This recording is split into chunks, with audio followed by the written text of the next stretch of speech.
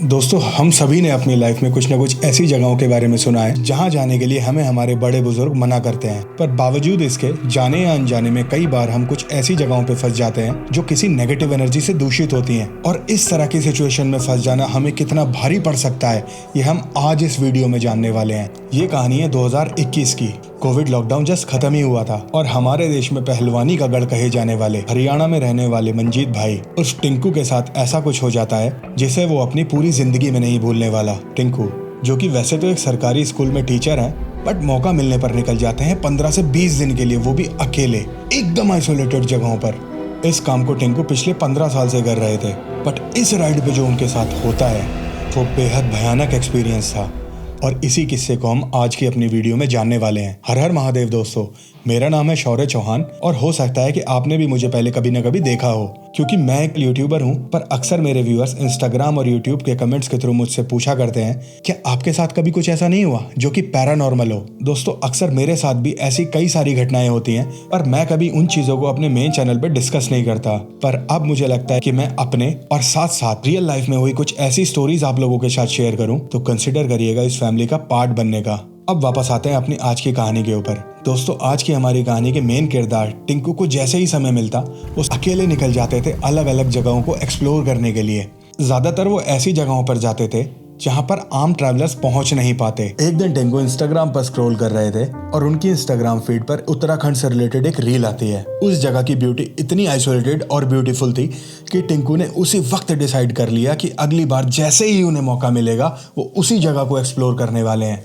फिर क्या था, कुछ हफ्ते बाद टिंकू कुछ दिनों की छुट्टी लेते हैं और निकल जाते हैं अपनी इस आइसोलेटेड सोलो राइड पर। वो बिना किसी मेजर तैयारी के किसी भी रूट पर अकेले निकल जाते थे और इस बार भी उन्होंने ठीक वैसा ही किया।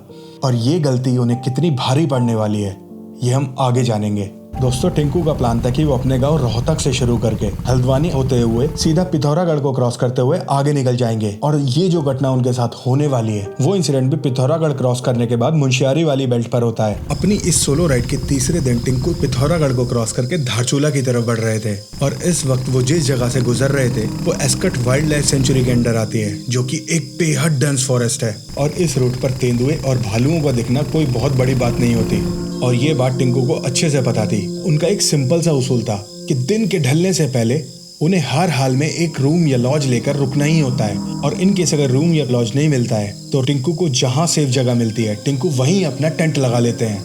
वैसे तो ये एक अच्छी अप्रोच है, पर आज ये अप्रोच उनको कितनी भारी पड़ने वाली है इसका जरा सा भी अंदाजा उन्हें था नहीं। और जैसे जैसे दिन ढल रहा था टिंकू की धड़कनें भी बढ़ती जा रही थी, क्योंकि ये एक बहुत ही आइसोलेटेड रूट था और इस रूट पर किसी होटल या लॉज का मिलना लगभग इम्पॉसिबल था। तो उन्होंने ये डिसाइड किया कि जैसे ही कोई अगला गांव आएगा वो वहीं कहीं सेफ जगह देखकर आज का अपना टेंट लगा लेंगे। अब साल के इस समय दिन भी जल्दी छुप जाता है, तो टिंकू को डर तो लग ही रहा था, पर लकीली या कहूँ अनलकीली उन्हें कुछ ही दूर पर एक गाँव दिखता है।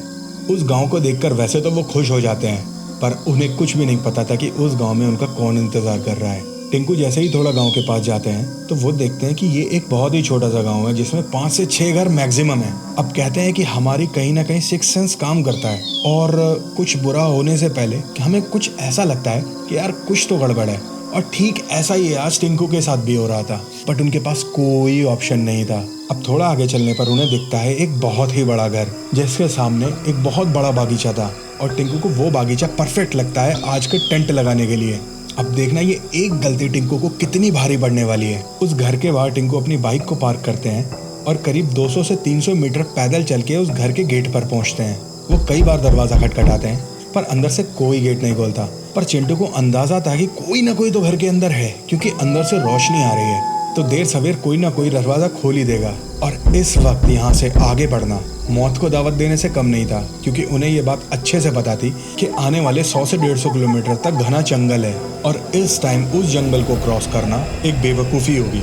अब टिंकू यही सब बातें सोचते हुए दरवाजा खटखटा रहे थे कि इतने में दरवाजा खुलता है और उसके अंदर से 2 लोग बाहर आते हैं। दोनों की उम्र यही कोई 65 साल के आसपास थी और बात करने में पता चलता है जो अंकल थे वो आर्मी से रिटायर्ड थे। और टिंकू को इस वक्त अपने घर के बाहर खड़ा देखकर दोनों ही थोड़ा घबरा जाते हैं। वो टिंकू से पूछते हैं कि तुम इस वक्त यहाँ क्या कर रहे हो। टिंकू उनसे बोलते हैं कि मैं एक ट्रैवलर हूँ और मैं इस रूट को क्रॉस करते हुए आगे की तरफ जा रहा था और मैं आज रात रुकने के लिए एक जगह ढूंढ रहा हूँ, तो क्या मैं आपके बागीचे में एक जगह देखकर अपना टेंट लगा सकता हूँ। टिंकू अपनी बात खत्म ही करने वाले होते हैं कि आंटी उन्हें बीच में रोक देती हैं। नहीं नहीं, तुम यहाँ पे टेंट नहीं लगा सकते, तुम्हें यहाँ से आगे जाना पड़ेगा। पर अंकल आंटी की तरफ देखते हैं और कहते हैं कि अब रात के 6:30 बज गए हैं, ये आगे भी जाएगा तो किसी न किसी मुसीबत में जरूर पड़ जाएगा।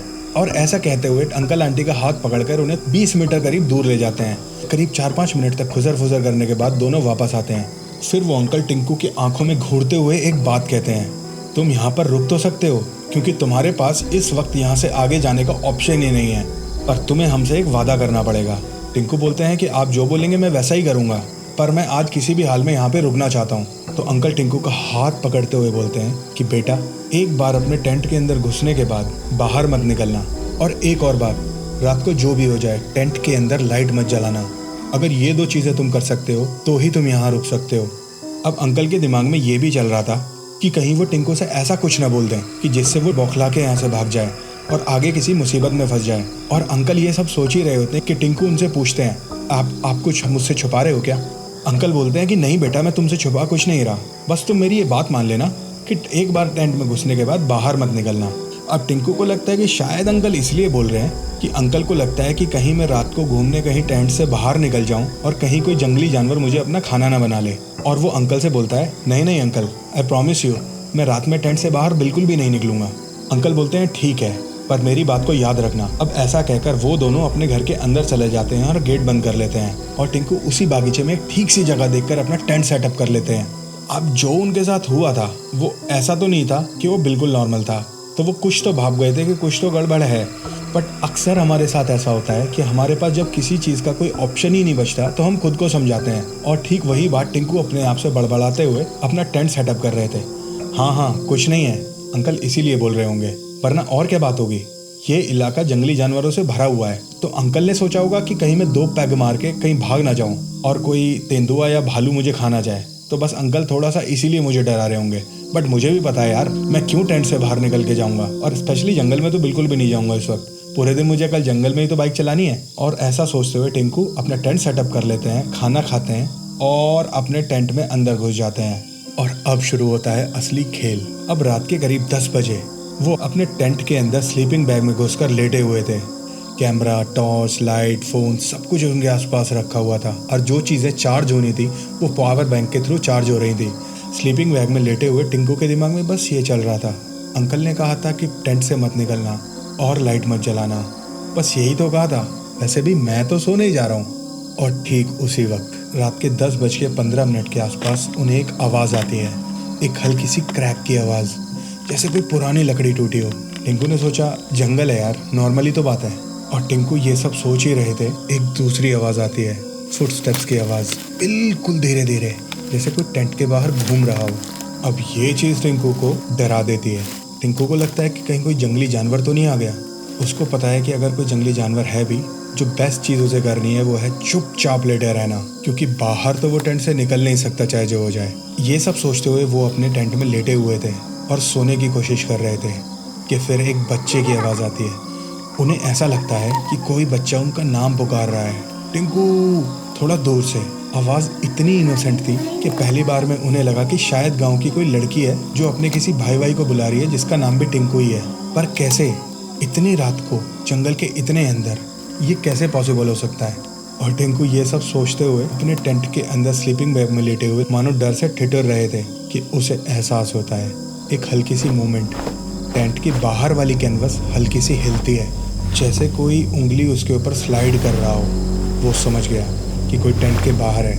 उनका हाथ सीधा टॉर्च के ऊपर गया और जैसे ही बटन दबने वाला था, उसके दिमाग में अंकल की वही बात गूंजती है, चाहे जो हो जाए टेंट के अंदर लाइट मत जलाना। अब टिंकू ने मानो ऐसे टॉर्च छोड़ दी जैसे उसमें करंट हो। अब टिंकू की हालत ख़राब हो जाती है। अब तक उन्हें यह एहसास तो था कि कोई टेंट के बाहर है, पर उन्हें लग रहा था कि शायद कोई टेंट के बाहर कुत्ता या कोई जानवर हो सकता है। पर अब जो उनके साथ होता है उसे सुनकर टिंकू की रूह कांपने वाली थी। टिंकू को एक और आवाज़ आती है, और इस बार वो आवाज़ बच्ची की नहीं थी, वो आवाज़ उसकी माँ की थी। बेटा बाहर आ जा टिंकू। पर टिंकू को पता था कि रात के इस वक्त घर से इतना दूर वो जो भी है उसकी माँ तो नहीं हो सकती। अब टिंकू को ये बात तो बता दे कि वो बहुत बड़े खतरे में है, और फिर उन्हें ऐसा लगता है कि उनकी गर्दन के ठीक पीछे कोई सांस ले रहा है। अगर कोई इंसान इतनी पास खड़ा होता तो डेफिनेटली वो टिंकू को दिखाई दे जाता, पर वहाँ कोई था ही नहीं। बस एक फीलिंग कि कोई तो मेरे पीछे खड़ा हुआ है, सिर्फ वो एक प्रेजेंस और कुछ भी नहीं। पावर बैंक से कैमरा चार्ज हो रहा था, नाइफ हाथ में था और टिंकू की बॉडी एकदम फ्रीज हो चुकी थी। और तभी टिंकू के टेंट को कोई बहुत तेजी से हिलाता है, 1 बार 2 बार 3 बार। इस वक्त टिंकू की सांस लगभग रुक चुकी थी। ऐसा लग रहा था कि जो भी है कुछ ही सेकंड में वो टेंट को फाड़ के अंदर आने वाला है, और इस बात को सोचकर ही टिंकू की हालत खराब हो रही थी। अब हम सभी के कोई ना कोई इष्ट देव होते हैं, और हमारे बड़े बुजुर्ग कहते हैं कि वो हर वक्त हमारी रक्षा करने के लिए तैयार बैठे रहते हैं, बस हमें उन्हें सच्चे दिल से याद करना होता है। और उनके दादा की यही बात टिंकू के दिमाग में इस वक्त गूंज रही थी, और उसी केओस के बीच टिंकू अपने हाथ जोड़ते हैं और अपने कुल देवता को याद करते हैं और उनसे मदद मांगते हैं। और 2 या 3 मिनट के बाद ही टिंकू को लगता है जो वो शैडो थी वो डिस्टॉर्ट सी होने लगती है, जैसे उसको किसी हायर पावर ने कोई कमांड दी हो, और धीरे धीरे हवा भी चलनी बंद हो जाती है और टेंट का हिलना भी। और उस वक्त टिंकू को फील होता है जैसे कोई इंसान टेंट से दूर की तरफ दौड़ता हुआ गया है। उस रात चिंटू ने कोई लाइट नहीं जलाई, वो टेंट से बाहर भी नहीं निकले, यहाँ तक कि अपनी सांस की आवाज तक भी नहीं निकाली। वो बस उस रात चुपचाप उस टेंट के अंदर लेटे रहे, जैसे उनकी बॉडी बिल्कुल सुन पड़ गई हो। नींद तो आने नहीं वाली थी, पर किसी तरह टिंकू उस रात को बिताते हैं, क्योंकि अब सुबह के 6:30 बज चुके होते हैं, तो काफी दिन निकल चुका होता है। और फिर टिंकू टेंट से बाहर आकर अंकल और आंटी को पूरी बात बतानी शुरू ही करते हैं कि अंकल और आंटी उन्हें चुप करा देते हैं और उन्हें पूरी बात बताते हैं। बेटा, 30 साल पहले यहाँ पर एक आग लगी थी, और उस वक्त उस आग में एक औरत और एक बच्चा जलकर मर जाते हैं। तभी से उन दोनों की आत्मा हमारे गाँव में भटकती है, और क्योंकि वो दोनों आग में जलकर मरे थे, उन्हें किसी भी तरह की रोशनी से सख्त नफरत है, और रोशनी देखने पर वो और एग्रेसिव हो जाते हैं। वो अक्सर इस गांव में रहने वाले या यहाँ पर आने वाले लोगों को अलग अलग आवाज़ों से बुलाते हैं। अगर कोई उनकी आवाज़ सुन के उनके पास चला जाता है तो वो उसे अपने साथ ले जाते हैं। आज रात तुम सिर्फ इसलिए ज़िंदा बच गए बेटा, क्योंकि तुमने रूल्स फॉलो किए थे। उनकी वो पूरी बात सुनकर टिंकू कुछ नहीं बोलते। वो नाश्ता करते हैं और उस सोलो राइड को वहीं कैंसिल करके सीधा अपने घर की तरफ मुड़ जाते हैं। उस रात उनके साथ जो भी हुआ, टिंकू उस बात को कभी नहीं भूलेंगे, क्योंकि वो अच्छे से जानते हैं कि उस रात उन्होंने कितने बड़े खतरे को फेस किया है। उम्मीद करता हूँ आपको ये स्टोरी उतनी ही पसंद आई होगी जितनी मुझे आई थी जब टिंकू ने खुद मुझे ये स्टोरी सुनाई थी। और अगर आप इस तरह की सुपर नेचुरल स्टोरीज में इंटरेस्ट रखते हैं तो कंसिडर करिएगा चैनल को सब्सक्राइब करने का। मिलते हैं अगले वीडियो में। हर हर महादेव।